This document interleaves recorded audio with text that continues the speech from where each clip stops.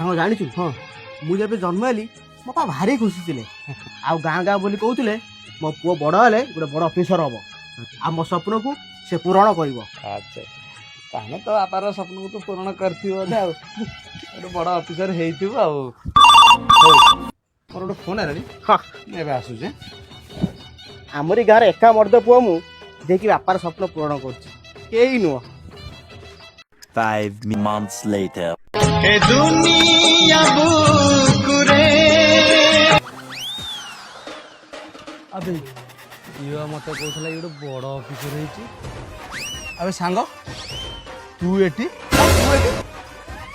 ସେଦିନ ବହୁତ ବଡ଼ ବଡ଼ କଥା କହିଲୁ ମୁଁ ବାପା ସ୍ୱପ୍ନ ସତ କରିବି ମୁଁ ଅଫିସର ଚାକିରି କରିବି ଏଇନା ତୋର ବଡ଼ ଅଫିସର ଚାକିରି। ଆରେ ସେ କଥା ଛାଡ଼, ତୁ ଏଠି କ'ଣ କରୁଛୁ?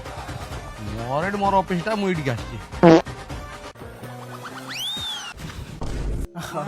ନା କଥା କ'ଣ କହିଲେ ଇଏ ଲେବର ମାନେ କାମ କରିପାରୁନାହାନ୍ତି ଖରା ଥର ତାଙ୍କୁ ଟିକେ ହେଲ୍ପ କରିଥିଲି ଆଉ ହଁ ଜଣା ପଡୁଛି କଳା ମୁଦି मतलब वो अलग ही लेवल का